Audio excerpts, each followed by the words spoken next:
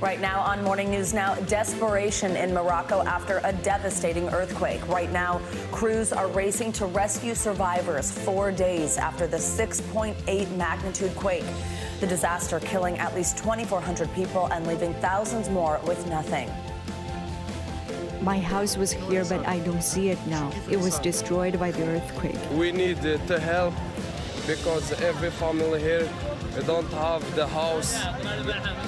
Every house here is broken.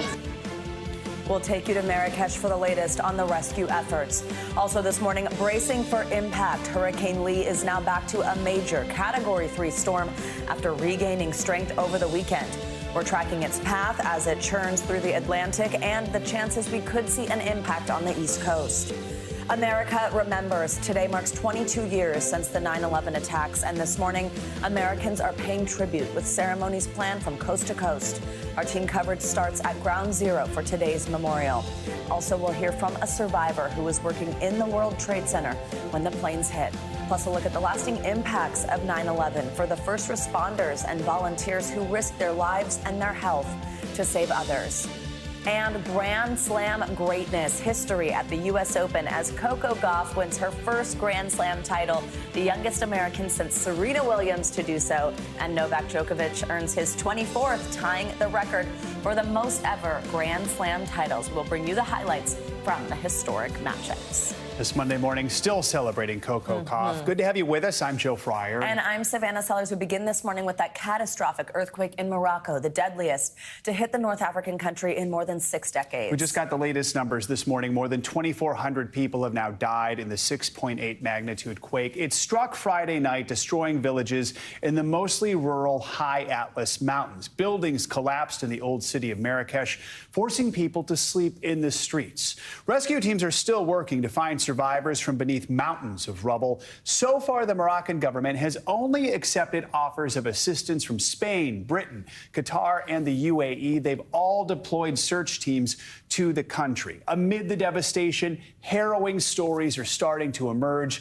This home was destroyed in the quake as a family was having dinner. The father says he asked his son to get an item from the kitchen when the house began to shake and collapse. The parents and their 2 other children made it out alive, but the boy did not. His body was recovered from the rubble the next day. NBC News foreign correspondent Raf Sanchez has the latest.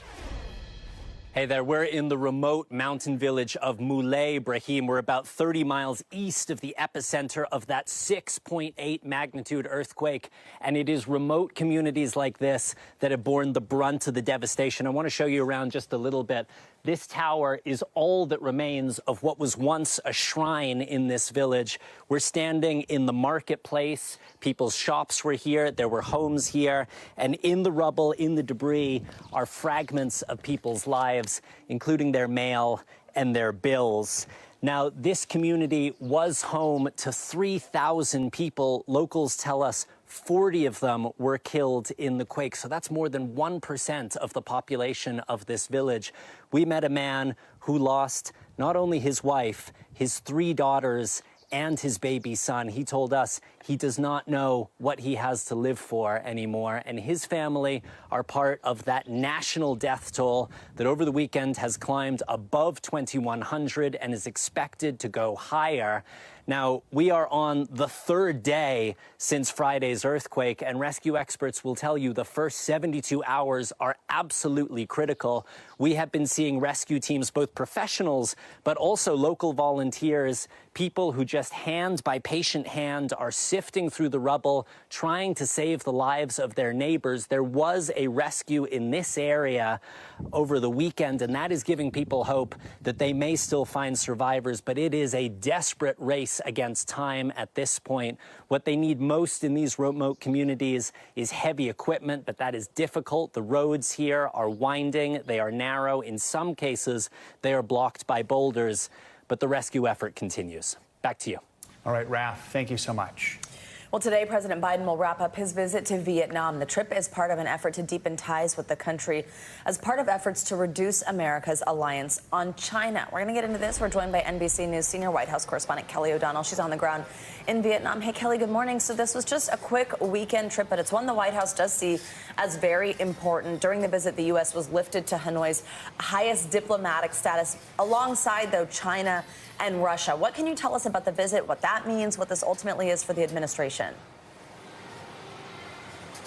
It is a significant trip, and regardless of the time of the week and how much time the president had on the ground, this was a significant relationship-building opportunity for the U.S. and Vietnam. Vietnam elevating the United States to its highest level of diplomatic relationship, and those sort of grades on the scale are quite important in moving the two nations forward. It is a hedge against China, certainly, but it is also about the economic relationships between the United States and Vietnam, where there's a lot of investment that's taking place, the president meeting with business leaders, and the opportunities, especially in the tech field, to try to expand this kind of partnership. The president was certainly noting how decades have changed the relationship between the United States and Vietnam, once at war and now partners and friends at a new level. Here's what the president said earlier. This trip has been a historic moment. Today, we can trace a 50-year arc of progress in the relationship between our nations, from conflict to normalization. This is a new elevated status that will be a force for prosperity and security in one of the most consequential regions in the world. And, of course, Vietnam uses China as an important trading partner, so their relationship can be complicated as well. And for the U.S., it's really about trying to build strength in this part of the world as an offset to China, but also for these individual relationships on their own merits, and on the potential for economic growth. Savannah? Yeah, Kelly, I think that's such a good way to put it. It is kind of about that offset, but also about the relationships. That being said, the president has insisted that this visit there was not about trying to contain China, or at least that wasn't the only focus. What has the reaction, though, been from Beijing? Well, one of the things that's been so important to watch about this is because China's president did not go to the G20, which is where the president began with his multi-day, multi-continent trip. And that absence allowed for a lot of conversation about China. The president was asked a number of questions about this. It is a complex relationship, one where there are economic ties, but also real concerns about the military muscle China is showing and some of the unpredictable characteristics of the relationship, not only with the United States, but with other significant partners around the world. The president was careful, wanting very much to have follow-up conversations with Xi Jinping, who he has not spoken to in nearly a year. And the president was also trying to be careful to say what he is not trying to do with respect to China. Here's his response on that. I am sincere about getting the relationship right. And one of the things that is going on now is China's beginning to change some of the rules of the game in terms of trade and other issues. But as I said, we're not looking to hurt China, sincerely. We're all better off if China does well. And that gives you a sense of how the president is trying to find that balance, to not say anything that would be overtly provocative to China, to try to explain some of the nuances of this relationship, and at the same time build alliances that give strength for the U.S. when it comes to the juxtaposition of these two superpowers, the United States and China. Also, while the president was here in Hanoi, he made a personal stop to a memorial site that honors the late Senator John McCain, who was shot down as a Navy pilot generations ago, spent 5.5 years in a prison here as a prisoner of war. He was accompanied by John Kerry, who, of course, is a climate envoy, but was a part of that friendship when all of them were in the Senate. Savannah? Absolutely. Kelly, before I let you go, I do want to switch gears off the president to something in the region. So North Korean leader Kim Jong-un is expected to travel to Russia to discuss supplying Russia with weapons for its ongoing war in Ukraine. Put in context how much of a concern that is. What can you tell us about that visit? Well, it is a concern for the United States because, of course, Russia has limited places it can go to try to look for additional support. And North Korea has been such an unstable actor in all of these situations. And so the president was asked a question about this. He did not directly respond to it. There are concerns about what it could mean, but certainly the United States feels that it shows how further isolated Russia is by the fact that all of the kind of economic sanctions that have been used have put pressure on Russia. During the G20 in India, there was a joint agreement from the nations gathered there. Of course, Russia is a part of the G20, so is China. And it was not perhaps as strong as some would have liked, but it was a condemnation in a sense of the reach of Russia trying to obtain power and physical territory from Ukraine. Many felt it could have gone further, but it was a statement nonetheless. Savannah? All right, Kelly O'Donnell, thank you so much. Safe travels. There are new developments this morning in the search for that escaped prisoner in Pennsylvania. The convicted killer was spotted over the weekend, but officials say it looks like he slipped past them again. Now they are once again expanding their search. NBC News correspondent Marissa Parra joins us from Pennsylvania with the latest. Marissa, good morning. A lot of developments this weekend. First, just get us up to speed on this latest sighting and where authorities think he could be now.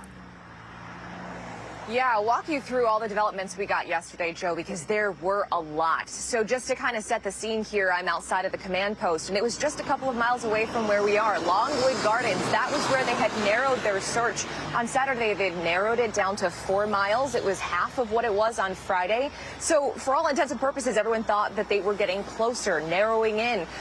And then we heard overnight, leading into Sunday, that there had been a sighting, that there had been a van that was stolen from a local dairy farm. We found later that that van had been found abandoned behind a barn. This was, about 40 minutes away from where we are right now, so clearly had made his escape. But in between then had been seen on Ring doorbell camera twice. You're seeing that van being towed away right now. And in just a moment, I'm going to ask that we pull up those pictures that we got. Cavalcante, the most recent pictures, because what you'll notice, too, is that he's wearing new clothes. He has a totally new appearance. And in these pictures, this is him asking for help from old associates. We know that he's been asking for help from people that he has known because this is him documented doing so. And so those were 2 instances. They both called the police. And then afterwards, he was spotted about 40 minutes north of where we are right now. And at this moment in time, Joe, the thing to remember is that they don't actually know where he is. So this really is, they said, a nationwide manhunt. I mean, it has been a nationwide effort for some time. The U.S. Marshals are involved, and they have been since the start. But they said that as of right now, they do believe that he is still in Pennsylvania. But if he is spotted across state lines, then there would be a transition to the state police of that state, and the U.S. Marshals would be even more involved than they are right now, Joe. So, Marissa, authorities are facing some tough questions now that it appears he's slipped by them. How are they responding to those tough questions? Yeah, that was something that NBC was in the room for, and NBC did press them on. And in short, because you're going to hear it from them for yourself in just a second, but in short, they really stressed that no perimeter is 100% secure. Take a listen. There are a number of challenges in any investigation. No perimeter is 100% secure, ever. We did a very good job, and I will tell you, I applaud the men and women who were out there standing in some very difficult conditions and trying to secure that perimeter. I'm not going to make an excuse to you. I wish it had not happened. Some of those conditions, by the way, for those who need a refresher, Longwood Gardens, these are botanical gardens. They are densely wooded. There's also, we learned, there's construction sites. They have drainage pipes. There are, tunnels that are throughout the gardens in the area. So they don't know exactly how Cavalcante got out of the perimeter, but they just know that eventually he did make his way to a home. Keys were left inside of a van, and that was a huge part in him being able to make his escape once again. Joe? All right, Marissa Parra with the latest from Pennsylvania. Thank you so much. Well, Hurricane Lee is now a slow-moving Category 3 storm. Let's get the latest on that with a check at your Morning News Now weather. Yeah, meteorologist Michelle Grossman joins us with the latest on the storm. Michelle, good morning. Hi there, guys. Yeah, painfully slow. We have been talking about it for a week straight. We're going to continue to talk about it until next weekend because we are looking at the forward motion really slowing down. So here's the latest on Lee. It's a big storm in size. It's also a major storm in Category 3. We're looking at winds at 120 miles per hour. Remember, on Friday it was a Category 5. Then it weakened to a a 3 on Saturday, a 2 on Sunday, and then increase that speed or that intensity last night into today. And then we're going to see it intensify even further. So we're moving northwest at 7 miles per hour. On Saturday, it was moving about 12 miles per hour. It's starting to slow, and we're going to see it moving painfully slow over the next several days. Look at this track, kind of telling the story here. So as we go throughout the overnight hours of tonight into tomorrow, Category 4 storm, then a Category 3 storm once again, as it sort of encounters some wind shear, then down to a Category 2 storm by Thursday. And still Friday, we're talking about a Category 2 storm just west of Bermuda.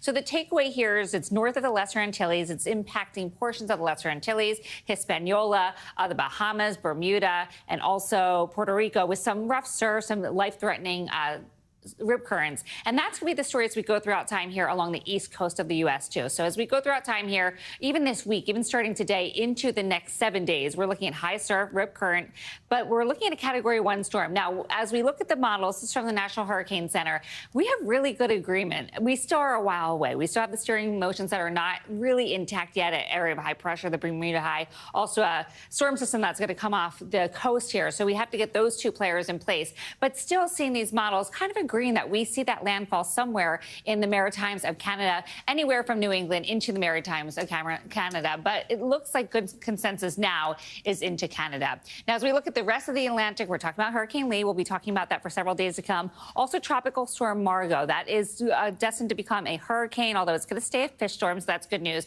And then watching two other areas of disturbances that could develop further. As far as the severe weather threat, we're looking at some storms today in portions of eastern New Mexico into western Texas. So Lubbock, Roswell, Midland, you could see some really strong storms. Winds gusting over 65 miles per hour. Some hail, an isolated tornado or two. It's all due to a long cold front that's stretching from the Great Lakes all the way to portions of the southern plains. So we do have that low severe risk, but still not zero for some flash flooding, some really strong winds. And this cold front is going to make its way into portions of the east. I know, guys, it was a really wet weekend in the east. We're going to see some isolated storms in the northeast today, and then another cold front is going to bring some storms once again tomorrow into Wednesday. Yeah, lots of rain this weekend. I know. All right. I kind of loved it. I know. It's like, okay, I guess we're headed to fall. Thanks, Michelle. Happening now. It was quiet for nearly 2 months, but one of the most active volcanoes in the world started erupting again in Hawaii on Sunday. Take a look. You can see the glowing lava from Kilauea on Hawaii's Big Island. The lava is a safe distance from people and homes. Kilauea is Hawaii's second largest volcano and last erupted for several weeks in June.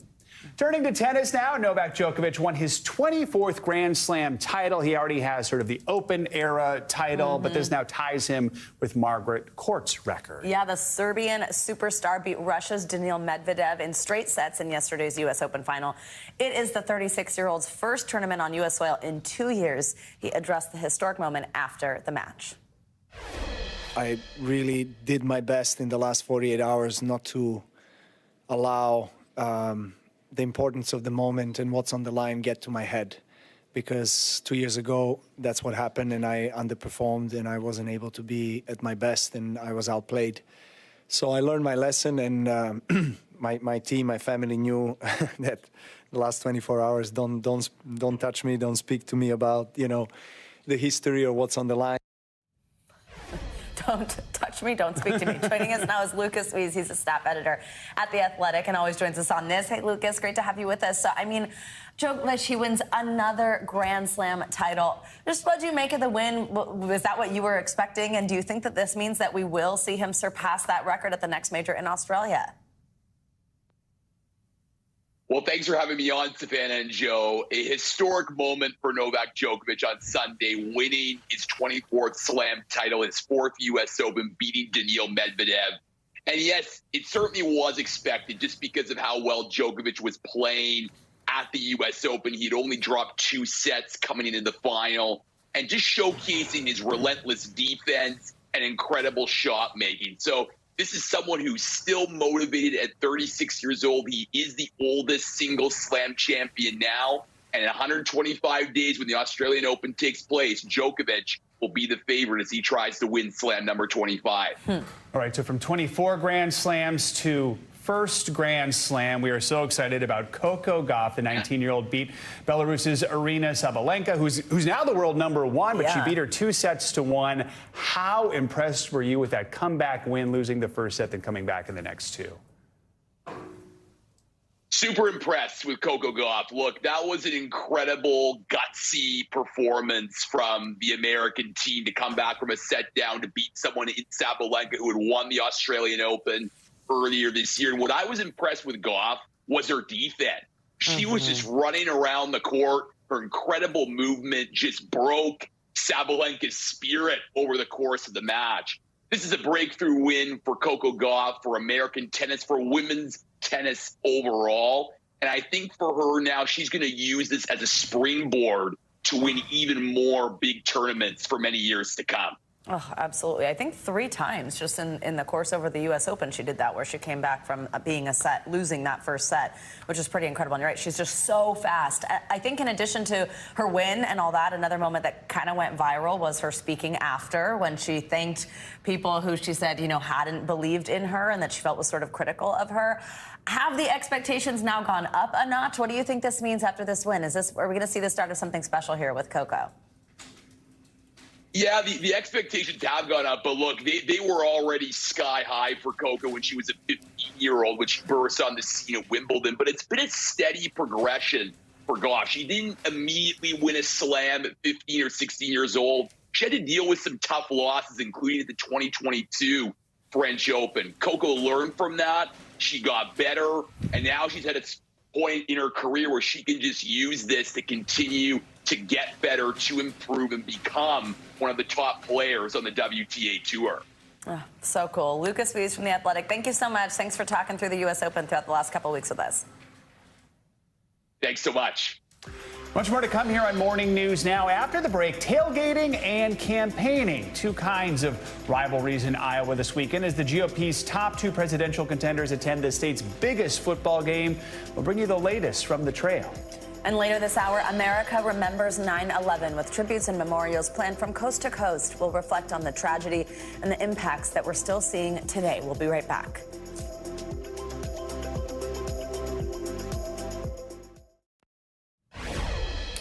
We are back now with the race for the White House and the top 2 Republican candidates appearing at the same event this weekend. Both former President Donald Trump and Florida Governor Ron DeSantis went to the Iowa State game this week. And there are new signs the former president's big lead in this state could be slipping a little bit. NBC News senior national politics reporter John Allen joins us with more on that. John, good morning. So let's start with the appearance at the football game. Both candidates were there. Supporters for both were there. There are some signs Trump's lead could be sliding a little bit. What are we seeing?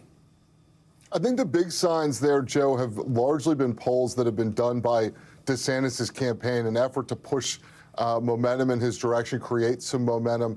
All of them have shown Donald Trump up, but by smaller numbers. When you look at the independent polling, there was an Iowa State University poll that came out about 2 days ago. Trump's up 51-14. So I think the other thing that the DeSantis campaign is doing to try to show momentum is signing people up, making them pledge that they're going to support him in the caucus. That's harder to see. It's harder to see sort of empirically what's going on the ground than it is to see empirically how voters plan to vote. But we're still several months out, so there's time for a change. The problem for DeSantis is that the trajectory has largely been the reverse of what some of these own polls, as we call them, when your own campaign's polling firm puts something out, regardless of what those show. And have we heard from the Trump camp at all on these numbers? Yeah, absolutely. When I talk to folks in Trump world about these numbers, they basically point out that Donald Trump retains a huge lead in all the independent polling. They say that they're pleased with their ground game in Iowa, so that piece that you can't see when they're knocking on doors and they're doing the persuasion efforts. They say they're in a pretty good place. They feel like they're in a good place. Of course, for DeSantis, he really has to win Iowa in order to mount any sort of effort to beat Trump across the country. And so the Trump folks, so they understand why he's putting such an emphasis on it, but, they don't believe that they're in deep trouble there. So there are these worries some have that the Trump campaign lacks organization in Iowa. You also knew reporting about former President Trump's official government-provided office in West Palm Beach. What can you tell us about this? Yeah, this is a very sort of odd thing. The former president's office is not really listed anywhere. You can see in the photo there. It's very nondescript. There's no seal. There's no name. Donald Trump, who loves to put his name on everything, says the Trump brand is worth billions of dollars. You can see there's nothing that says Trump there. What's interesting about this office in particular, though, first of all, very few people knew that it existed. Second of all, it at one point housed documents with classified markings. When the FBI searched Mar-a-Lago in August of 2022, there were classified documents in this office. They were later moved to Mar-a-Lago. Trump's lawyers had this area searched when prosecutors were looking for any more classified material. Nothing was turned up, but that search was done by a private firm. There's no indication the FBI has ever searched this office. And then the other thing that's interesting is some of the aides that work out of this office are on Trump's political payroll, even though it's a government office. It's not clear whether he's taken any precautions to make sure that there's a wall of separation between any government work that they're doing and any political work that they're doing. All right, John Allen, thanks so much for your reporting. Appreciate it. Thanks, John. Thank you. Take care. Still to come, America marking a somber anniversary, 22 years since the 9/11 terror attacks. When we come back, we're going to reflect on how the tragedy changed the country and the world. We're going to talk with a survivor who was in the World Trade Center when it happened. This is Morning News Now.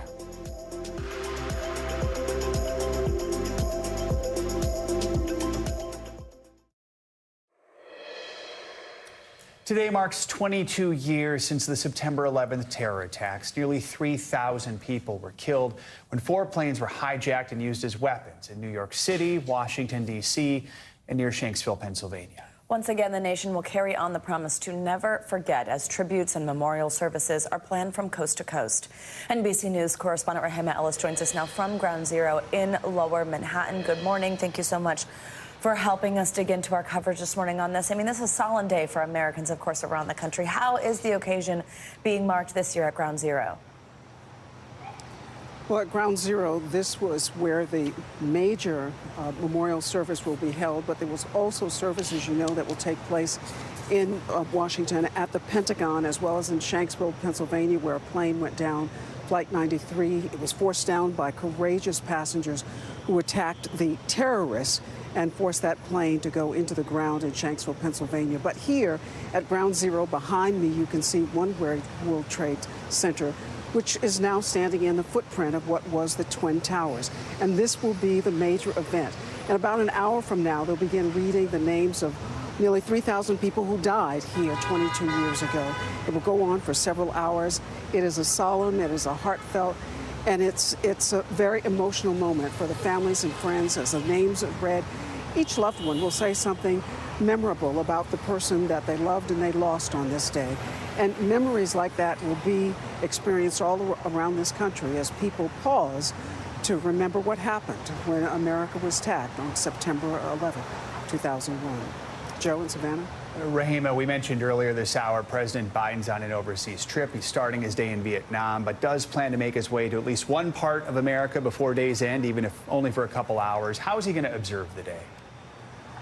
Yeah, he's going to be going to a military base in Anchorage, Alaska, and he's going to meet with thousands of military families and service members to commemorate this day. That's after he's returning, as you point out, from this overseas visit to India and the G20 summit and coming from Vietnam. And so it will be a very, I think, emotional day for many people there because so many people in the country feel affected and connected to what happened 22 years ago. So the president will not be here, but he will be remembering this day with service members back in Anchorage, Alaska on a military base, Joe. And Rahima, on Friday, New York City Mayor Eric Adams, also the city's chief medical examiner, announced that 2 World Trade Center victims have been identified. Now, when we are looking back 22 years now, that type of headline might come as a surprise to some people. What can you tell us about these developments? What does this mean? Well, what does it mean is that they are still trying to identify so many people who have not yet been named as a result of what happened here on 9/11. They found that it was a match through DNA evidence. They found it was a match for a man and a woman. Their names haven't been revealed because the families of these 2 victims have asked for their identities not to be released. But this is the first time since 2021 that the coroner's office has been able to make a match from these remains. It's very significant for so many families because they still hold out hope that one day they will be able to recover some of the remains of their loved ones that were lost on that day. Savannah? All right, Rahima Ellis, thank you so much. We'll continue our coverage now with Lolita Jackson. She was working on the 70th floor of the World Trade Center when the September 11th attacks happened. She managed to safely evacuate the building, and she spoke with MSNBC a day later, giving her harrowing account of the attacks. We were awaiting instruction by one of the rescue workers when the plane hit our building. At that time, the building moved probably about 2 feet to one side, and at that point is when I personally thought we were going to die. Lolita Jackson joins us now. Thank you so much for taking the time to speak with us. September 11th was actually your second time being involved in a terror attack on the World Trade Center. You were also working in the building during the bombing in 1993. We just heard you say you thought you were going to die. Just what was going through your mind as you raced down those stairs to get to safety 22 years ago?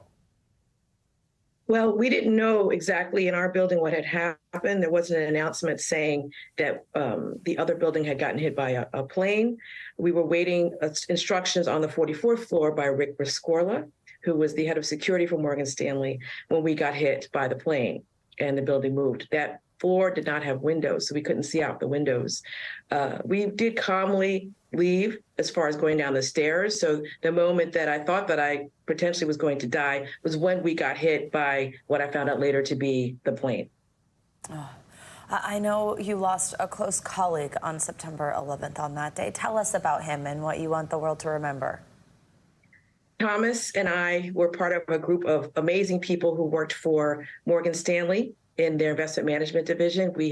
Most of us had been together as well during 1993, which actually saved our lives because we were used to evacuating, unfortunately. Thomas and I, our offices were next to one another. And so we began evacuating together. At the last minute, when we were called in from the stairwells on the 59th floor to take elevators just to the 44th floor, we separated. At the last minute, I decided not to go with him to an empty office. He was making a phone call. And unfortunately, that's why I'm still here, and he didn't make it out. That was harrowing for me because I was one of the last people to be with him before he separated from us to go do that. So that haunted me for some time afterward. Oh. Lolita, you've said that you've turned the tragic events of September 11th into an opportunity to rethink who you are. Tell us how you've done that. The stock phrase I always use is, if you get killed going to work, which they tried to do to me twice, you better really love your job. About 2 years after 9/11, I decided to make a career change. I didn't know what that career change was going to be. I took a year off and just did all my hobbies and passions outside of work. And to make a long story short, I ended up in the mayor's office of New York City, working first for Mayor Michael Bloomberg and then for Mayor Bill de Blasio. And I was there for 15 years. It changed the trajectory of my life. I am a very happy person. My friends will tell you I live life to the fullest because I know tomorrow is not promised. And I've done a lot of things that I really love, including today teaching my very first class at the University of Pennsylvania. Yeah, that's what I was just going to say. On that note, that's a new journey that's getting started today, teaching, and it's your alma mater, by the way.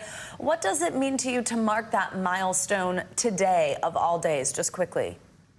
Well, when I saw the list of when the classes started, and it so happens that September 4th was Labor Day, so I had to start today, I was in shock because I've had a number of life moments happen to me on September 11th that makes me know now that that's going to turn into a day of memory, good memories and joy out of a day of sorrow. There's a Bible verse called, it says, weeping may endure for a night, but joy will come in the morning. So now September 11th is nice mornings for me.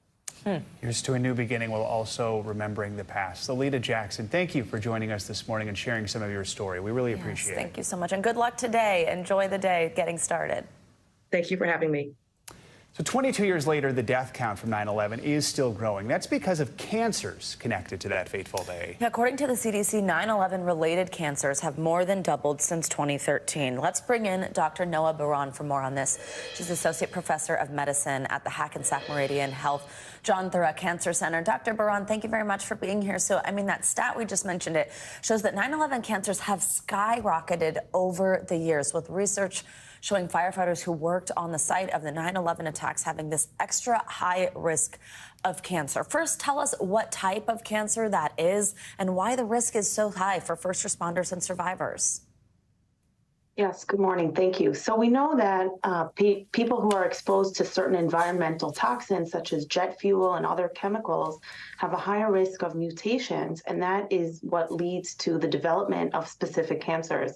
There are certain cancers we know are associated with a much higher risk, and those cancers are lung cancer and another bone marrow cancer called multiple myeloma.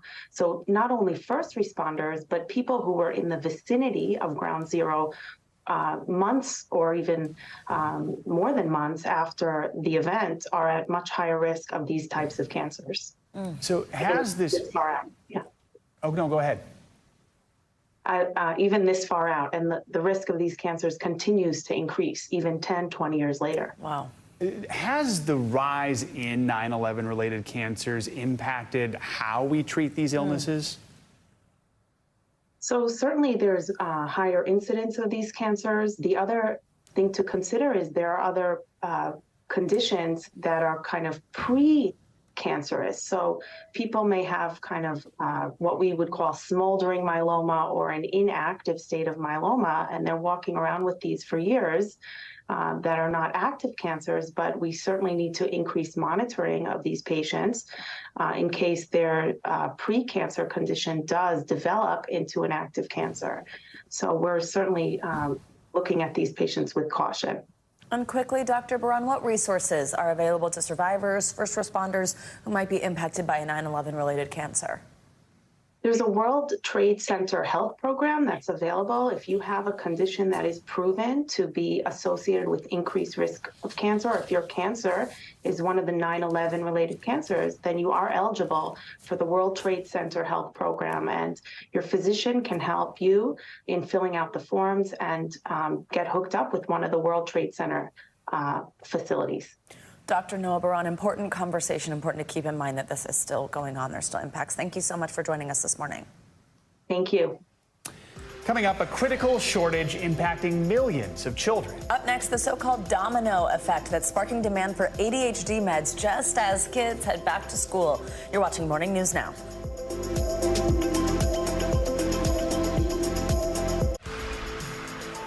We are back now with some money news, and it could be time for a new phone. The iPhone 15 is heading to stores. It's time for me for a new phone. Me too. I'm working with a shattered screen. Oh, I don't even get what am I saying? CNBC's Savannah now is that another financial headline. Savannah, good morning. How old's your phone? Hey, Joe. Actually, mine's from last year. I've got the 14, so I'm still good. I'm holding out until next year. I don't like to do every year, so I'm holding out. All right, guys, let's get to some headlines. As we were talking, Apple is holding its iPhone 15 event tomorrow, and Apple stores are already getting prepared. Bloomberg reports they're running low on current inventory. And just like previous years, Apple will continue to sell the standard iPhone 14 and 14 Plus at lower prices, while the Pro models will be discontinued. Store employees will be pushing Apple's USB-C chargers, but they won't be included in the box with a new phone. They'll also encourage customers to choose in-store setup of their new devices. Uber is reportedly working on a service similar to TaskRabbit, letting users hire people to conduct various jobs. Bloomberg says the possible new service, codenamed Cher, was discovered in the code in Uber's iPhone app. A tasker can be hired for a minimum of 1 hour. Users will be asked to specify the job, how long it will take, and when they want the person to arrive, and the app will determine the cost. Uber has declined to comment. PB&J and Twinkies. Well, it could be a match made in food heaven. J.M. Smucker, that's the maker of Smucker's Jam and Jif Peanut Butter, is reportedly close to a deal to buy Hostess brands for about $5 billion. Makers of packaged foods have seen an increase in mergers as the benefits from price hikes and pandemic-era gains are fading. Campbell Soup recently bought the maker of Rao's pasta sauce, and Mars struck a deal for Kevin's Natural Foods, guys. Trying to imagine what a We don't want to run out of PB&J Twinkie would taste like. Two things I don't like, peanut butter or Twinkies, so not interested. I don't like peanut butter either.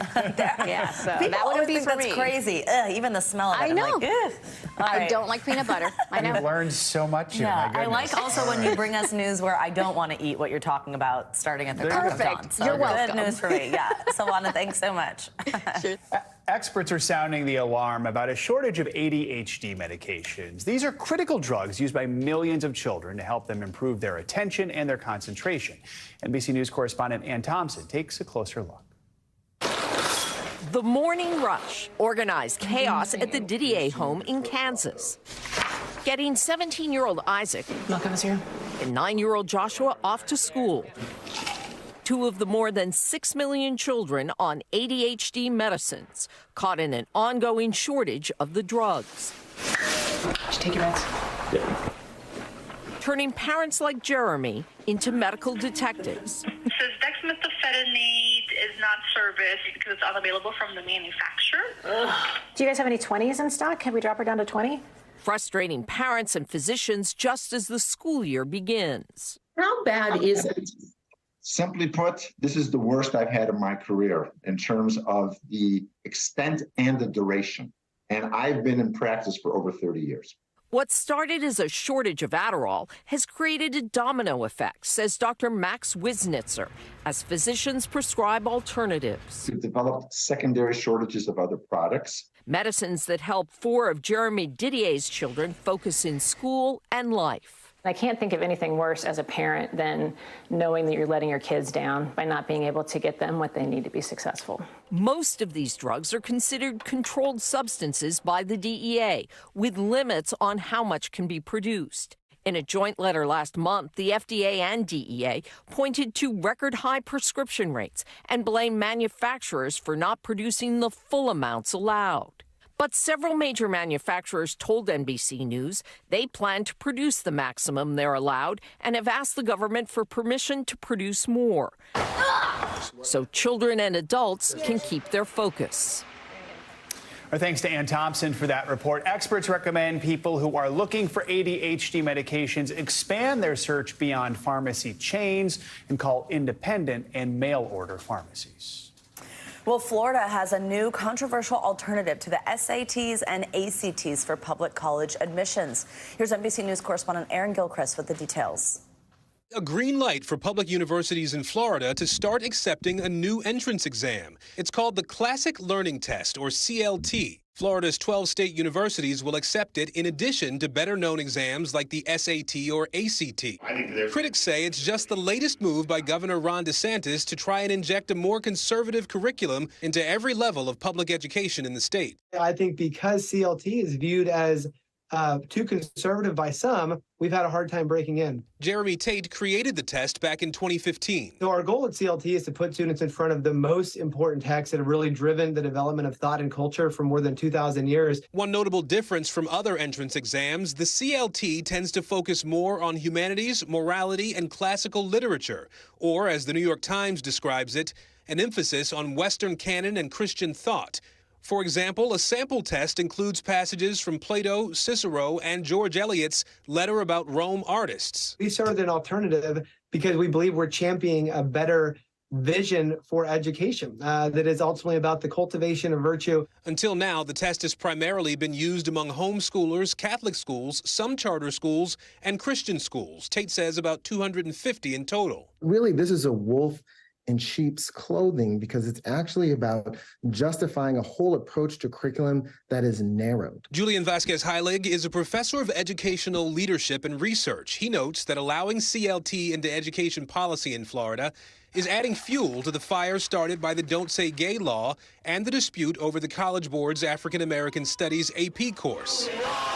And now these students have to contend with a brand new exam that's not just a cognitive measure, but potentially a measure of conformity to specific approaches to curriculum and ideology. Tate insists his test includes a diverse body of thought that doesn't adhere to any political viewpoint. The general rule at CLT is for each test, there's going to be a total of 8 reading passages. One of those is going to be contemporary. The other 7 are going to be from folks who generally have been dead at least 50 years. We made an exception for Toni Morrison. We made maybe one other exception. By itself, the test is not problematic. It's what comes next. As I talked about, these tests have been aligned with whether you can go to the next grade, whether teachers should be fired, how funding is distributed. Professor Vasquez-Heilig says that's why what Florida does with this test down the road is what the public should be paying very close attention to. Our thanks to Aaron Gilchrist for that reporting. Well, coming up, it is one of the hottest shows on the internet, literally. Up next, my conversation with the host of Hot Ones, Sean Evans, about the secret sauce to his show's success. This is Morning News Now.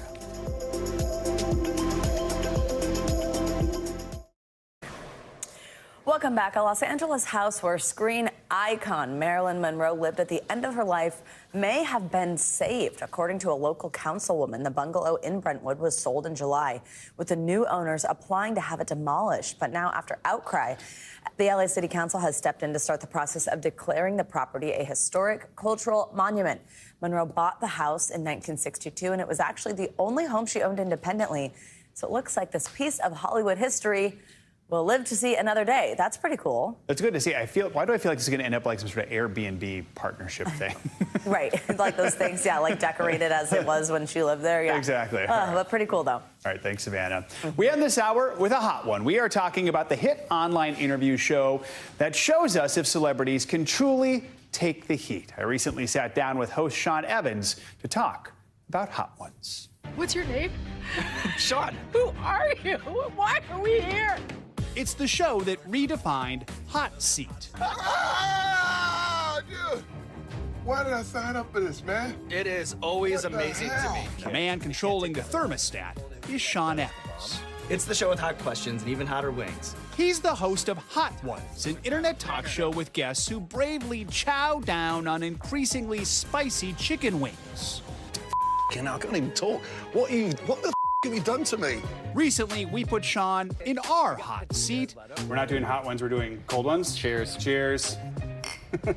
To serve up the show's recipe for success. Celebrity is this thing that by definition is unobtainable, right? It's on such a pedestal. But hot sauce knocks everyone down.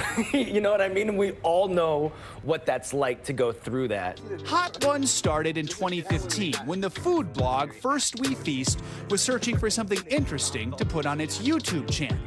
It's the dumbest idea, but I think sometimes those are the ones that work. There is no artifice once you're blasted in the face with scorching hot chicken wings. Their secret sauce? Hot sauce, which slowly breaks down the guests over the course of 10 questions. How do you know that?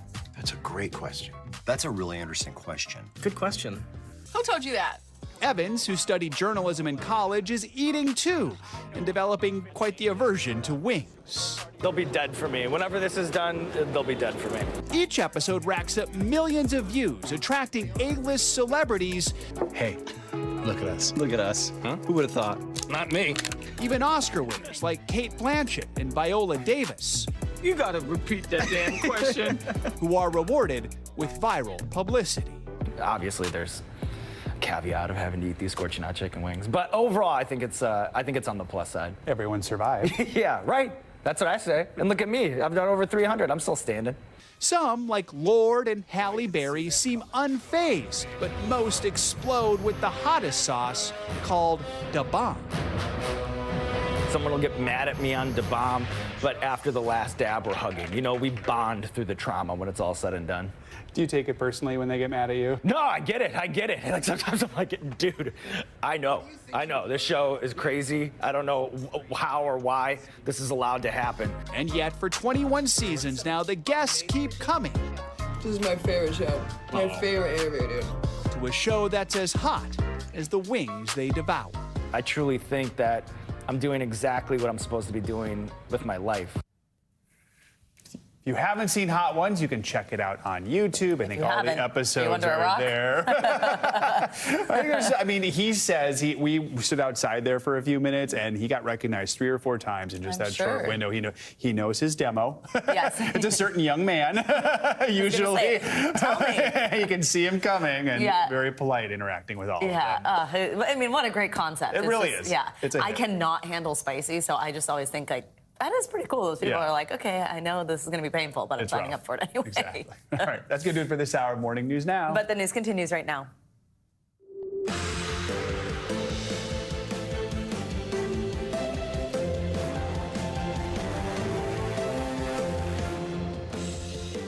Good morning. Thanks for joining us this Monday. I'm Savannah Sellers. I'm Joe Fryer. Right now on Morning News Now, tragedy strikes Morocco. Rescue efforts across the North African nation are ramping up in the aftermath of its most powerful earthquake in more than a century. The 6.8 magnitude tremor striking just southeast of Marrakesh Friday night. Overnight, the death toll rising, now more than 2,400 people killed. We've got the latest on recovery efforts this morning, as well as the harrowing stories of survival. Also this morning, we remember the thousands of lives lost and the sacrifices made 22 years ago today, September 11th, 2001. We're also tracking Lee this morning. The storm is slowly moving through the Atlantic as a major Category 3 hurricane. We've got the latest track and whether it could impact the East Coast. And this amazing Air Force video shows the storm's strength as lightning strikes inside Lee's eye. The massive weekend for football fans from coast to coast with the season start ushered in by some major upsets, plus an emotional homecoming for that guy right there, one of the greatest. We've got all the highlights this morning. My team lost on week one. Do you have a team? Do you have a team? Not really. So everyone well, look, won the in Chargers your mind. left San Diego, Yeah, which was. But you know what I do have now? Well, I've always had the Colorado Buffaloes, my alma mater, college football, of course. But they are. It's very exciting. Very good. All right. We're going to get all of football in a little bit. We're going to begin this hour, of course, with the devastating earthquake in Morocco. Yeah, more than 2,400 people have died since Friday's catastrophic disaster leveled villages in the high Atlas Mountains and brought down buildings in the old city of Marrakesh. Rescue teams are frantically searching for survivors as the critical 72-hour rescue window begins to close. NBC News foreign correspondent Raf Sanchez has the latest on the ground. Hey there, the death toll here in the disaster zone has been rising all day, and much of the worst devastation is in remote mountain communities like this. This tower is all that's left of what was once the village shrine, and in the debris you can find little fragments of people's lives, including their mail and their bills, and all the while a race against time to find survivors. This morning, the desperate search for survivors entering a critical phase. Rescue teams from Morocco and around the world racing to make every minute count. It's now been more than 48 hours since this 6.8 magnitude quake struck south of Marrakesh. The most powerful tremor in this region for more than 100 years, sending locals and tourists alike running for their lives in the streets of the historic city. This wedding singer cut off mid-song. I was petrified. Some people were just crying and screaming. But the worst of the devastation in remote villages in the high Atlas Mountains, where adobe homes couldn't withstand the force of the quake. Moments of exhausted joy when survivors are found in the rubble, but also heartbreak when rescuers arrive too late. Working in these situations, search and rescue is still of paramount importance. We traveled up a winding mountain road blocked in places by boulders to reach the village of Moulay Brahim. This village was home to 3,000 people, but locals say at least 40 have been killed. That's more than 1% of the population that lost their lives. Among them, Lawson's 3 daughters, baby son, and wife. I'm all alone now, he says. I had a home and a family. Now I have nothing. This ID card, Madame, the only photograph he has left. The UN says 300,000 people across the region were impacted by the quake. And in small villages and major cities, many families are still sleeping in the streets, terrified that aftershocks could yet bring their homes crashing down. And there is a lot of concern about aftershocks, but the rescue effort continues anyway. Rescue teams say the first 72 hours after an earthquake are absolutely critical. They call it the golden window, and they are doing their best to exploit it. All right, Raf, thank you so much. Let's bring in Molly Bernstein. She is an American aid worker on the ground in Marrakesh with IsraAid, an Israeli NGO, a non-governmental organization. Molly, thank you for joining us. I mean, so far we understand Morocco has only officially accepted offers of help from Spain, Qatar, UK, and UAE, but we know you and your team are also there on the ground. Just tell us, what is it you are seeing right now, and what are you hearing from people there? Thank you for having me. We're working closely with communities on the ground. really trying to assess and understand where the urgent needs are.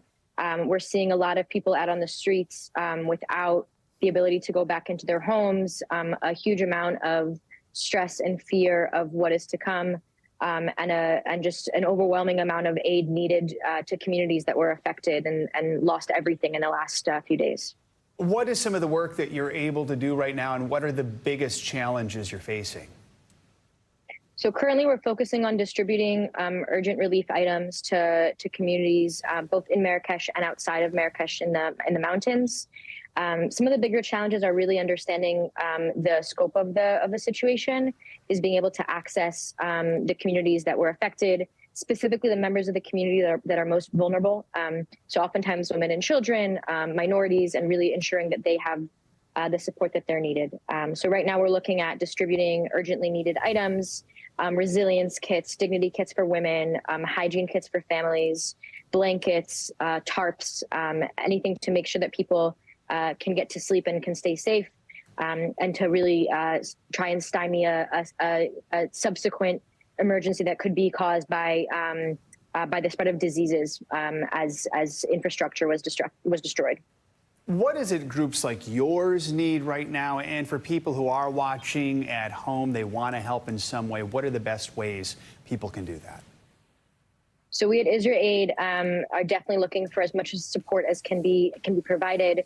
We're here on the ground and really looking to bring urgently needed items as quickly as possible to the affected communities. Of course, funding is a major issue, and we at Israel Aid are always looking for additional support that can reach us, and really in this critical time right now, be brought to the communities as is needed. So that's critical. And of course, it's incredibly important that we think about the future also, is recognizing that right now, while everyone is aware of the earthquake and help is pouring in, that organizations like Israel Aid need long-term support to stay on the ground to really help support rebuilding efforts and help communities build back better and become more resilient towards any future disasters. An important reminder, this may leave the headlines soon, but it is something people there are going to be dealing with for years and years. Molly Bernstein of Israel Aid, we thank you for your time this morning, and thank you for all the work that you're doing right now. Thank you for having me. Now let's get to new developments this morning in the manhunt for an escaped prisoner in Pennsylvania. Authorities are now expanding their search area after the convicted killer was spotted once again over the weekend. NBC News correspondent George Solis still on the story for us from Pennsylvania with the latest. George, good morning. Joe, Savannah, good morning to you. Here at the command post, officials are now trying to figure out how to stay one step ahead of this dangerous fugitive that has managed to slip past them time and time again. There's now not so much a perimeter as authorities are now chasing leads. We pressed officials here at the command post hard how they continue to let it happen. The race to find Danelo Cavalcante stretching into its 12th day. The convicted killer slipping outside of a search area being contained by hundreds of police. How do you explain that? There are a number of challenges in any investigation. No perimeter is 100% secure, ever. We did a very good job. I'm not going to make an excuse to you. I wish it had not happened. Authorities sharing new photos of Cavalcante from a doorbell security camera, saying he showed up at the homes of two former co-workers Saturday night, possibly looking for help. Take a look at this dramatic change in the escaped inmate's appearance compared to these surveillance photos from last week. Cavalcante is now clean-shaven and wearing a bright green hooded sweatshirt. According to Pennsylvania State Police, Cavalcante stole a 2024 transit van from a local dairy farm Saturday evening and abandoned the vehicle in a field nearly 40 minutes from the original search perimeter. We are obviously very concerned that Cavalcante has or will attempt to steal another vehicle to facilitate his escape. Cavalcante on the run, escaping from prison by scaling a wall after he was sentenced to life without parole for the brutal killing of his ex-girlfriend, Deborah Brandow. It's been difficult, but it's even more difficult now that it's in our backyard. Residents here ready for their neighborhood to no longer be home to a massive manhunt, as authorities pledge they're using every resource to recapture Cavalcante. We'll get him. It's a matter of time. Officials say their main goal now is to try and capture Cavalcante before he crosses state lines. And authorities really want the public to stay vigilant now. They're saying lock your doors and really familiarize yourself with what Cavalcante looks like now as his search continues growing. Joe and Savannah. All right, George, thank you. Well, today, Americans around the country and people across the world will pause to remember the victims of 9/11. It was 22 years ago today that hijackers crashed planes into the World Trade Center, the Pentagon, and a field in rural Pennsylvania. Nearly 3,000 people were killed in the attack that forever changed life in America. For more, we're joined by Jan Ramirez. She is the Executive Vice President of Collections and Chief Curator of the National September 11th Memorial and Museum here in New York. Jan, thank you very much for joining us on this. First, I just want to start with, what's this day mean to you? How are you marking it? How are you feeling as we wake up on the 22nd year since this happened? Well, I think today is actually the one day there is a comforting ritual, and that's the annual names reading. Mm-hmm. And I find that very comforting. I think the families who come do, the first responders who come to pay respects to their colleagues who are lost. And it is a very simple and very profound ceremony in and of itself. You, I know, have been on staff since the museum was started. And again, as I mentioned, Chief Curator, Vice President of Collections. It is just a stunning remembrance of what happened, both in the collections and the memories and the stories there. Talk to us about how this museum and memorial came together in the aftermath of the attacks and how you did go about collecting those artifacts and determining what would end up there. It's a long story and a short story. It took 5 to 6 years for the museum actually to be green lighted to occupy the space that was going to be now below the outdoor memorial. And so there was always going to be an interplay between the above, the memorial, the below, the interpretive museum. And to get started, we actually had the inheritance of many of the large artifacts that had been removed from the site and brought to temporary shelter out at one of the unoccupied airport hangars at JFK Airport. And so we had sort of the big telegraphic artifacts to start with, because we knew we'd have to drop them down into the site before the memorial plaza was sealed. And then the challenge was to collect and build out the kind of human tissue of the story, the muscle of the story, the spirit of the story, through the thousands and thousands of people who were part of the 9/11 community. Oh, and it is just such an emotional experience to hear from them in some cases and obviously see and read their stories. It's a museum you can spend hours in. What is your museum doing to mark this occasion today? So today is the day set aside for really the families and the dear friends of the victims. We have a solemn ceremony that unfolds usually over the course of 3 to 4 hours. And its main thrust is the reading of the individual names by groups who are usually from their immediate family or circle of loved ones. We pause for 6 moments of silence and reflection, and those coincide with the timestamps of when the 2 hijacked flights went into the 2 towers, when they fell, and when the Pentagon and then the plane was downed in western Pennsylvania in Shanksville. So we pause for that, and generally we're at the Z's by midday, 1 o'clock.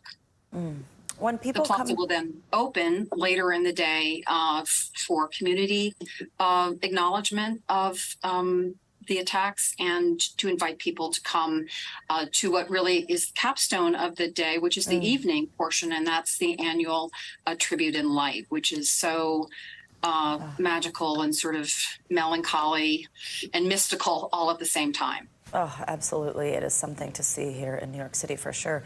Quickly, before I let you go, just what do you hope people leave with when they come to visit the September 11th Memorial and Museum?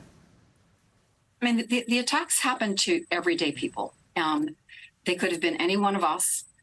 And it was everyday people, sometimes with great heart, sometimes with great training, who came to help. And I think it was one of, humanity's darkest hours and finest hours. It's set in motion. And I think, you come to experience a tragedy that happened on September 11th, but then what we did about it beginning September 12th and onwards. So there's a very affirmative side to the story as well. What, you know, we can do when we pool our will and our talents and our abilities and our heart and soul. And that's not to say the world is in any way perfect, but if you just walk around the edges of the 9/11 memorial today, you see the rebuilt skyscrapers. You see people out with their dogs and babies and strollers. You know, life has returned to this very, very wounded part of the city. And I think that's a very affirmative statement about, you know, human resilience. Oh, absolutely. Jan Ramirez, thank you for helping us remember today, helping us never forget. We appreciate your time this morning and wish you luck with the ceremonies today. Thank you very much. Bye-bye. We could see some threatening beach conditions along the East Coast in the coming days as Lee moves up the Atlantic. That's right. Michelle Grossman is back here. She's got her eye on all the trouble the storm could cause for American shorelines. Hey, Michelle, good morning. Hey there, guys. Great to see you. And we are looking at the chance for some dangerous surf, some life-threatening rip currents as well. It's a big storm in terms of size. We're looking at a major storm, Category 3 storm. It was a Category 5 storm and then weakened over the weekend, starting to strengthen once again. We're looking at the location 340 miles north of the northern Leeward Islands. So indirect impacts to the Leeward Islands, Puerto Rico, Hispaniola, Turks and Caicos, the Virgin Islands, Bahamas, Bermuda. We're looking at some rough seas as we go throughout time here. It's slowing down. So we were at about 12 miles per hour yesterday, down to 7 miles per hour. And that's going to be the major story as we go throughout the next couple of days because it's going to be moving painfully slow. We're going to be talking about Lee at least through the weekend. So this is a track as we go throughout time. Right now, a Category 3 storm. That's a big one. And then a Category 4 storm by later on tonight into the overnight hours, Tuesday morning.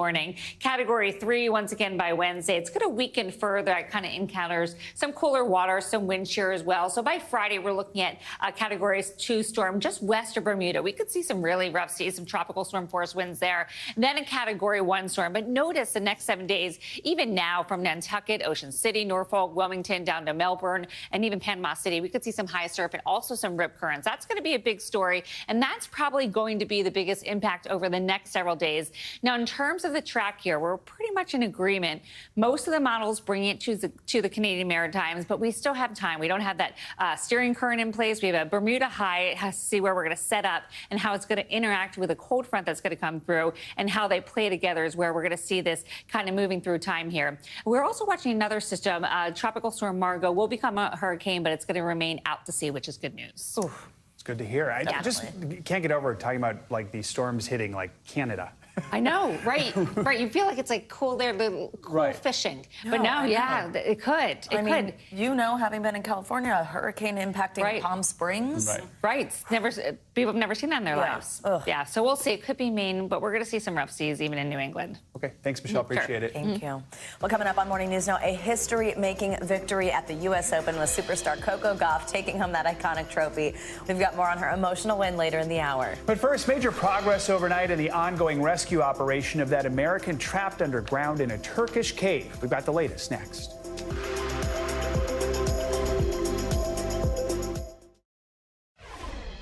Welcome back. Rescue efforts are underway this morning to save that American scientist who's been stranded underground in a cave in Turkey. Rescue teams are in the process of slowly carrying him to the surface. Overnight, they made significant progress to get him to the surface. NBC News foreign correspondent Kelly Kobiea joins us with the latest. Kelly, good morning. Joe, good morning to you. Yes, and just a short time ago, Turkish rescuers said that Mark Dickey was about 600 feet from the surface, making huge progress overnight, literally moving mountains, blasting holes into the cave to carry him to the top. This morning, the American scientist trapped deep underground in a Turkish cave is more than halfway to the surface, carefully hoisted up on a stretcher in stages, 700 feet on Sunday, another several hundred feet overnight. They have to prepare that stretcher so he doesn't slide in it. They have to prepare that stretcher because they're going to get to a tight spot and they're going to turn it on end. Mark Dickey was on an international expedition in the Morocco cave when he suddenly became ill 9 days ago, suffering from internal bleeding. A medical team giving him blood transfusions 3,000 feet underground. The 40-year-old is now stable but still unable to make the challenging climb out on his own. recording this video last week. I'm up, I'm alert, I'm talking, but I'm not healed on the inside yet. More than 150 rescuers from Turkey and other countries have been working around the clock for days to carry him out, using explosives to blast open the narrowest passages to make enough room for Dickie to pass through on a stretcher. The cave, cold, pitch black, and wet, with water-filled chambers and steep vertical drops. The cave changes as it goes up, and so it's leveling off. There's more horizontal movement. A medical team trying to keep Dickie's condition as stable as possible while making the strenuous climb. We have to do it very carefully because we cannot risk any condition worsening of Mark. And so we must pay attention meter after meter. Awaiting him at the surface, his fiancée, Jessica Van Oord, who was with him on the expedition. Mark and the hundreds involved finally nearing the light at the end of the tunnel. As you heard there, Dickie is completely strapped into that stretcher so rescuers can maneuver him, sometimes head first through some of those chambers. There is always a doctor and nurse team with him throughout, checking his vital signs. He is still stable, and as long as that continues, Joe, if all goes well over the next few hours, Mark could be brought to the surface as early as tonight. Joe? And that will be an incredible moment. All right, Kelly, thank you so much. Well, it's been 1 month since the deadly wildfires in Lahaina that left over 100 people dead. Hawaii's governor says the number of people who remain unaccounted for has dropped to 66. This as the community remembers those who lost their lives. NBC News correspondent Sam Brock has more. In a traditional Hawaiian paddle out, the sounding of the shell, or pu, is a call to ancestors and a spiritual cleanse. We just want to come together as a community and have a time for us guys to heal, have a moment in the ocean. Hundreds of participants paddling by board and in boats. I feel like the Hawaiian spirit was alive with us. Mourning the loss of life in Lahaina, Hawaii's historic capital, touched by historic flames. This is about everybody. Robert Cotter escaped with his wife and just the clothes on their backs. His son saw someone pass away before his eyes. The sound of a siren, the sound of wind, hearing a fire truck go by, you're on full alert. The significance of 1 month since the fires is hard to overstate. Officially, 115 lives have been lost. And according to the governor, more than 60 people remain unaccounted for. We feel comforted that at least our uncle was verified and that we know that he was found. Unfortunately, not everybody has that. Several weeks ago, we met Pakalana Phillips, who lost her uncle Leroy. Today, she knows more than 10 people who haven't been located, but draws strength from the sea of support. There's so many people that are not just praying for us, but grieving with us. Hawaii's residents see water as a source of vitality, life. We're going to keep loving and taking care of each other. And right now, it's also the backdrop for a deeper connection. Sam Brock, NBC News. Dude. Coming up, no, it's not 2020, thankfully, but COVID cases are on the rise again. So how worried should you actually be? We're going to explain the reasons that some health experts are optimistic. Plus, Coco the champion, a history-making win in Queens for the one and only Coco Gauff. We've got more on her emotional victory and her one-on-one with our friends over at the Today Show this morning. That's up next.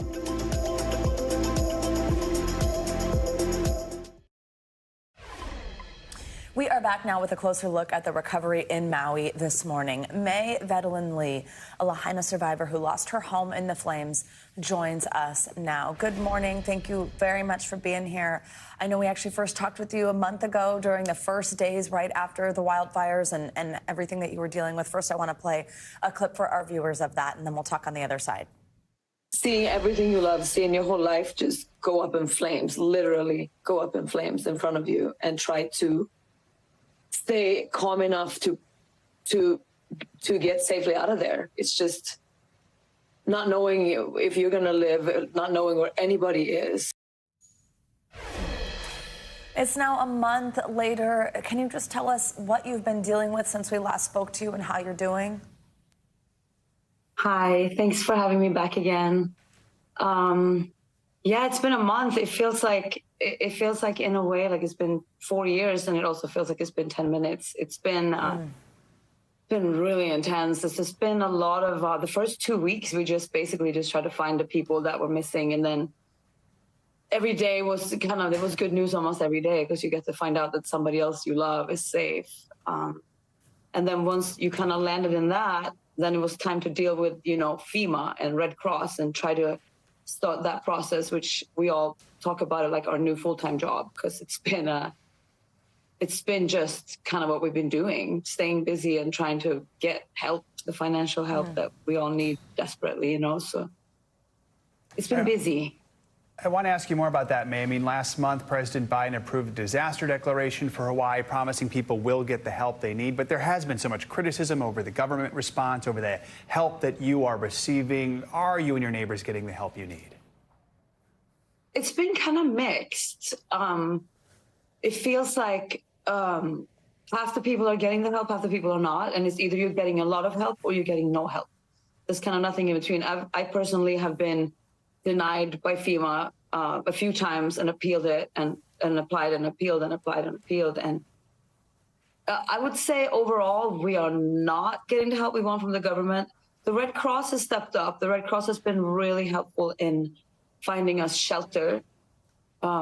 It's been kind of amazing to see all the volunteers that are just flocking our island just here to help. That part has been really beautiful with Red Cross. But it's still like, overall, it's the community helping the community more than anything else. It hasn't been as much help as they make it sound.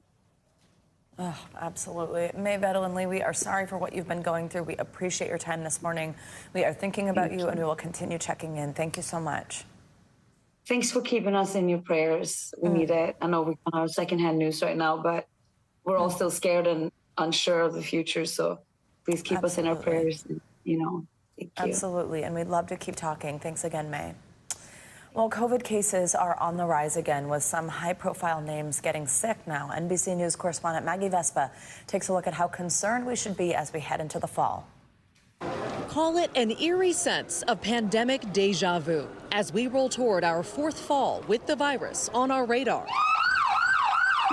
COVID numbers are once again rising, with big names falling ill. Since the president was with the First Lady yesterday, he will be masking while indoors. The White House on alert after First Lady Jill Biden tested positive with mild symptoms. The president later masking up for a Medal of Honor ceremony and repeatedly testing negative. Sports fans, meanwhile, noticing a marked absence from the start of this year's U.S. Open, with tennis legend turned commentator John McEnroe initially out with COVID. As you can see, Whoopi is not here. She has COVID. Whoopi Goldberg also sidelined, the virus forcing her to miss The View's 27th season premiere. While in Arizona, rock band Metallica postponing this week's show after their lead singer tested positive. Also on the list of recent infections, D.C. resident Carrie K. Gibo. For her, part of an exhausting routine. How many times have you had COVID? I've actually had 3 COVID infections, one in 2020, one in December of this past year, and one 2 weeks ago. Thankfully, that latest case proved mild, different from her first bout, which left her with long-term shortness of breath, rapid heart rate, and difficulty walking. I was having neurological symptoms, having ringing in my ears. Gibo's hope for a life free from COVID dwindling each time numbers rise. It does feel cyclical at this point. It feels like I almost sort of can't avoid it. The latest CDC data shows a late summer uptick in hospitalizations and deaths linked to COVID-19. Though it's nowhere near peak pandemic levels, experts warn 15% of COVID patients experience long-haul symptoms, making COVID the 3rd leading neurologic disorder in the U.S. Good morning. It's enough to resurrect familiar arguments over mask mandates, with schools in Maryland and Alabama recently issuing limited requirements. Experts point out between vaccines and natural immunity, COVID is up against an increasingly protected population. On a scale of 1 to 10, how concerned are you about this current uptick in COVID cases? I would put this one at about a 4 or 5. With the CDC next week set to review who should get this next round of fall boosters, health experts warn don't wait, advising people to get all seasonal vaccines, including COVID boosters and flu shots, as soon as possible. Are we at a point where we're thinking about this like the flu, like there's going to be seasonal upticks every year? So yes and no. It doesn't quite match the exact timing of the flu. We've seen cases rise here in the late summer. I think the goal is to eventually get it to the point of the flu where it rises in the fall and winter season and kind of hides out in the summer. But right now, in my opinion, I don't think we're there yet. Our thanks to Maggie Vespa for that reporting. Turning to sports news now, the president of Spain's Soccer Federation is stepping down weeks after kissing player Jenny Hermoso on the lips during the country's World Cup win. Luis Rubiales made the stunning announcement in an interview with Piers Morgan on Britain's Talk TV. Rubiales said he was, quote, unable to continue his work amid the firestorm created by the scandal. His resignation comes days after the Spanish prosecutor filed a complaint against him for sexual assault and coercion. Hermoso says the kiss was not consensual, which Rubiales has denied. The first Sunday of the NFL season is officially in the books, and the start of the new season did not disappoint. NBC News contributing correspondent Kaylee Hartung joins us now with all the highlights. Hi, Kaylee. Good morning. Hey, guys. It's so fun to be here with you to talk about an exciting day of football. I love it. I love it. Well, for as much excitement as there is for a lot of young players coming into the league and for all the talk of really big names making big moves to new teams, the nostalgia of seeing Tom Brady wearing a number 12 jersey in New England yesterday was more than enough to get any football fan fired up. Football Sundays are back. The now retired GOAT helping to ring in the new season. A homecoming for Tom Brady in Foxborough, wearing the Patriots jersey he made famous. Capping number 12's 20 seasons and 6 Super Bowl championships with the Patriots, where he established a dynasty unlike any other. One thing I am sure of, and that will never change, is that I am a Patriot for life. Owner Robert Kraft announcing the team will waive their 4-year waiting period and induct Brady into the Patriots Hall of Fame in June. I love you guys so much, and I'll see you next summer. Thank you. Following Brady's exit, the Buccaneers handing the reins over to Baker Mayfield, who led Tampa Bay in a gritty win against the Vikings. And after a year rehabbing a knee injury, Odell Beckham Jr. made a monstrous return with the Ravens. Statements made by teams firing out of the gate. Baltimore dominating Houston 25-9. The 49ers rolling in Pittsburgh. The Browns owning the state of Ohio, shutting down Joe Burrow and the Bengals. And Dallas delivering relentless defense for a 5th straight win against the Giants on Sunday Night Football. The action from Week 1, not over yet. Tonight, the biggest trade of the offseason will be tested as veteran quarterback Aaron Rodgers pilots the Jets for the first time. Excited to be out there with the crowd, get all the jitters out of the way probably in pregame and go out and just try and execute. The Jets facing a Bills team that will include DeMar Hamlin, who will take the field just 9 months after going into cardiac arrest during a game and nearly losing his life. Just to be able to come back and overcome that and just to prove to yourself that nothing can stop you. And whether or not your team won or lost, Joe's Vikings, remember, it is early in the season, okay? So keep this in mind. Last season, 2 of the 4 teams who played for conference titles, they lost on opening weekend. Ooh. Oh. I mean, the Chiefs lost their first game, you know. Nobody's counting them out. So, hey, settle in. It's a long season. Exactly. All right. We know you'll be bringing it to us throughout. Kaylee Hartung, thank you so much. And in tennis, 19-year-old Coco Gauff, of course, won her first major title on Saturday, beating Belarus star Aryna Sabalenka in the final of the U.S. Open. And our friends at the Today Show got a chance to sit down with the new champion to talk all about her inspiring victory.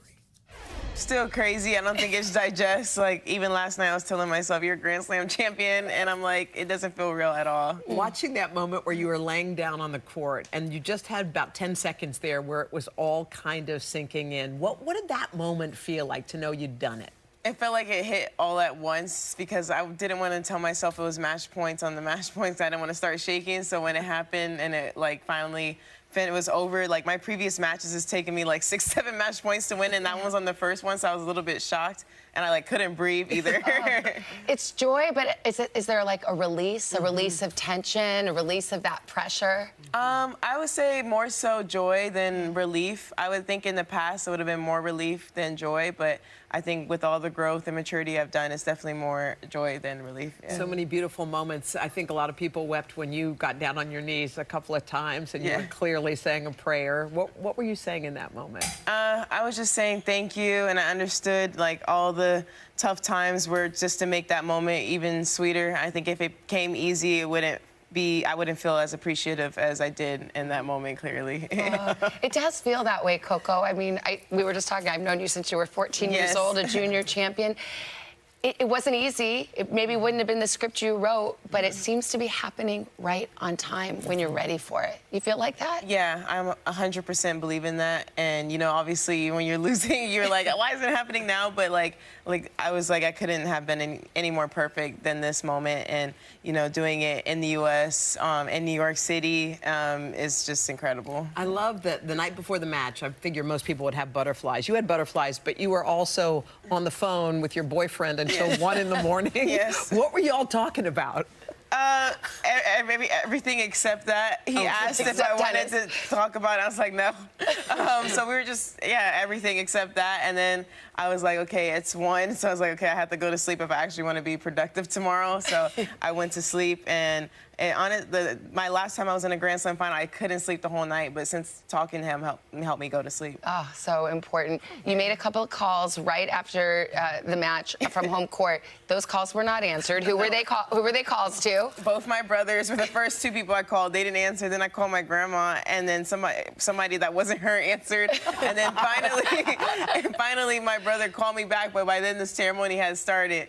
And he was like, yeah, I was running around the house and I didn't hear my phone ring. But I'm used to him not answering my calls. But I was like, he saw me on the camera, like, calling him. Why didn't he answer the phone? I bet you cannot wait to see those little boys and give them a hug. Yeah, they're going to act like they're too cool for school when I see them. But I saw the videos when on match point. They were definitely running around the house going crazy. Coco is a very dedicated, self-disciplined person. She was gifted as a child. She always strived to do her best, and it comes from within her. I mean, hard work plus talent can't be beat. Yes. Works. Mr. Gauff, there's a word on the street that there were tears at the U.S. Open finale. Can you confirm? You know, my friends are really tough on me about it. So I have to deny and say I was just sweating. And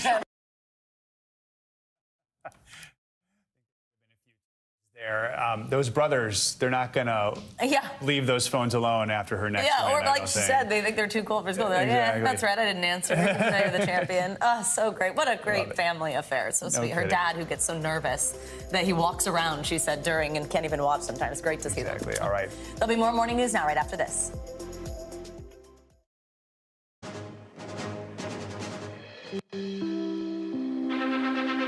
This is an NBC News special report. Here's Savannah Guthrie.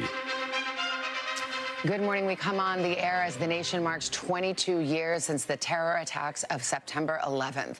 Events are being held across the country today to honor and remember the nearly 3,000 people who died here in New York, at the Pentagon in Washington, and near Shanksville, Pennsylvania. The commemoration ceremony in Lower Manhattan is getting underway at this hour. The names of the fallen being read aloud, along with moments of silence to mark the times each tower was struck here in New York City. NBC's Rahema Ellis is there for us in Lower Manhattan, hallowed ground this morning. Rahema, good morning. Good morning, Savannah. Thousands are gathering here at what's been known as Ground Zero to remember those lives lost just 22 years ago on September 11th. Behind me, you can see One World Trade Tower. This is where it sits in the footprint of what was the Twin Towers. And people will never forget, they say, what happened that day. And now they are here to remember it. Dignitaries included in the events, the mayor, the governor, including the former mayor, Rudy Giuliani, who became known as America's mayor as a result of it. And you will hear all of those names read to remember them by their loved ones and family members just a short time from now. Savannah? Rahema, thank you very much. This moment seared in our collective memory. Where were you 22 years ago? Here's the moment of silence.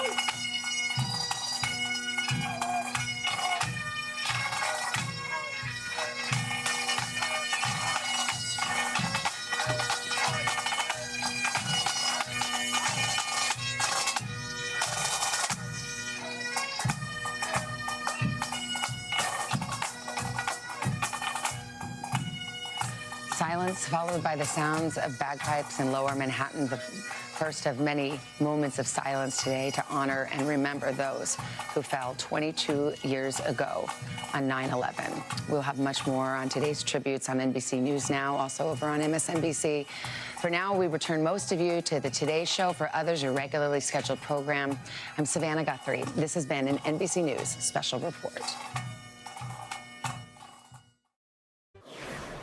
Welcome back. Cher has finally announced she is releasing her first holiday album. The music legend took to Instagram to reveal the cover art for Cher Christmas, captioning the post, "Are you sharing Christmas with me?" There's no track listing or release date for the album yet. But speaking on the UK's Good Morning Britain, she teased that there would be some collaborations and said, "It's a Cher album. It's not your mother's Christmas album." That leads me to believe there won't be any Deck the Halls or anything like that.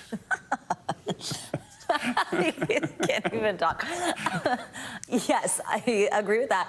I'm just so excited, and you know how I feel about Christmas and how into it I get, and it's just like, you know, it's coming fast. It's September, pumpkin spice is out. Before you know it, it's Christmas. Don't you have to release these Christmas albums like before Halloween now? I feel I like. know. So, yeah, I know. I mean, and to me, Mariah will tell us. Right. Yeah. And to me, the Christmas season begins the day after Halloween. Still love Thanksgiving, but it's like you can celebrate it with a tree up. Why not? There you go. All right, thanks, Joe. We end this hour with a little Monday morning quarterbacking. Sunday Night Football is back, and our friends over at the Today Show teamed up with New York Giants Super Bowl champ Eli Manning to host a tailgate at MetLife Stadium for a very deserving group of people. On any given Sunday, there are more than 82,000 New York Giants fans getting ready for the big game at MetLife Stadium in East Rutherford, New Jersey. And this Sunday, we were 4 of them. Go! Giants Stadium tailgate! Yeah! Go long, go long! And right away, we proved that we should not quit our day jobs. Come on, Roker! Oh! Right here, SG. Okay, go long, go long. Go real long.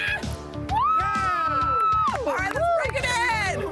Bring it in. Okay. Okay, guys, let's go. Let's go. Where's the food? We need the drink. Right? Yes. The food. Yes. And football. Football. Do it. Yeah, like we're here. Yes. I just thought, here. Food and drink. Let's go. Oh, this. Let's go. Woohoo. You look so cute. But it wasn't all fun and games, at least not yet anyway. All right, let's go. You got those? Chicken. Here we go, hot dogs. We had a tailgate to set up for some very special guests. Ketchup, relish, all the fixins. You guys are gonna sit there while we work? Well, we did it. Okay. Looks like we're ready. Let's go. I think we got things to do. And ready? people to see, really important people. Some special guests? All right, Let's go. Let's do it.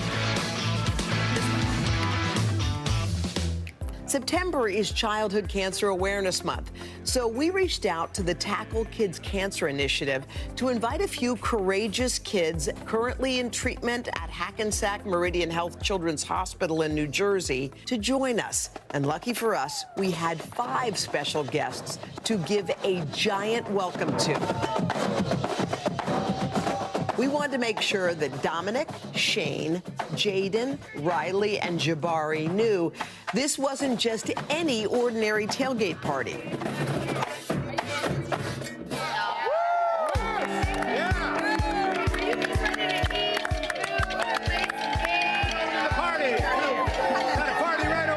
Do y'all know that this guy right here is the guy who makes the food for the Giants before every game? And he made food for us. And this wasn't just any tailgate spread. It was prepared by the Giants' own executive chef, Angelo Basalone. He fuels the players, and now he was fueling us. Can I have chicken fingers and a cupcake? Thank you. Absolutely. It's going in. I can feel it. Let's go, Jaden! Let's go, Jaden! We said this wouldn't be an ordinary tailgate, and we were about to deliver on that promise with one more very special guest. Legendary Giants quarterback and 2-time Super Bowl champ, Eli Manning. My buddy Shane just told me, I said, who is the most famous player for the Giants? And he said, yeah. Me? Thank you so much. For the last 8 years, Eli has been a huge advocate for Tackle Kids Cancer. Tackle Kids Cancer, how did that become your cause? For me, just visiting the hospital, years ago, and just wanted to do more. At first it was just trying to get a few smiles on these kids' faces that are going through a tough time, and then said, how can we raise more money? How can we do a better job getting these kids back home? You're an amazing football player, you're a legend, but the bravery of kids, the bravery that they have to face something so young and take it on. It's unbelievable, and they have the best attitude, and that's why they're going to beat this. Well, you're doing amazing stuff. So here we are, a tailgate at a Giants game. How does it feel to be on this side of the game? I like it. You do? Really? Very good. No one's going to hit me today, hopefully.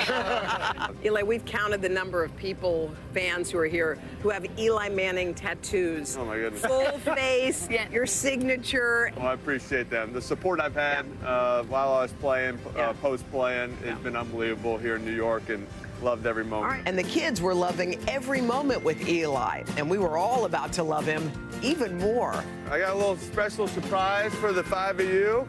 Here in a minute, we are going into the stadium, on the field, and get a little on-field breakdown. Get to see the players run out a little bit, and how's that sound? That sound good? Yeah. Follow Eli. Walking onto the field was a magical moment for both the kids and the kids at heart. Eli took us all the way to the 50-yard line, where he recruited a new line of wide receivers. Where's that run? Just run 2 steps and go that way, and I'll throw it to you, right? Down to hut. Come on, Jabari. Yes!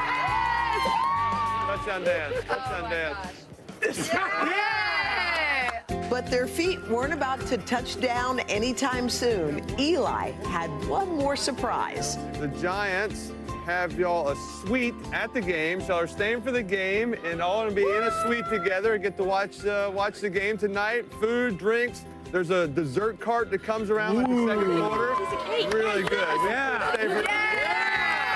Soon, the stadium will be filled with tens of thousands of fans roaring for their heroes. But in this moment, it was clear who had the biggest hearts on the field. Tackle Kids Cancer on 3. 1, 2, 3. Tackle Kids Cancer!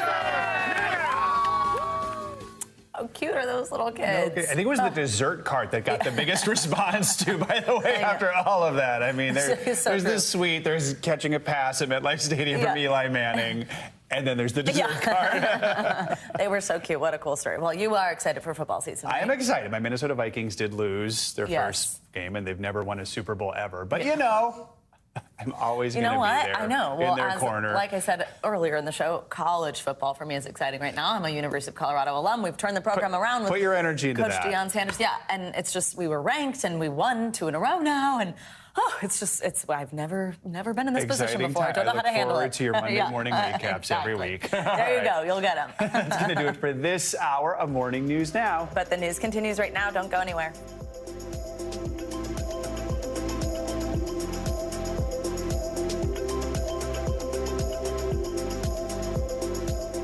Thanks for watching. Stay updated about breaking news and top stories on the NBC News app or follow us on social media.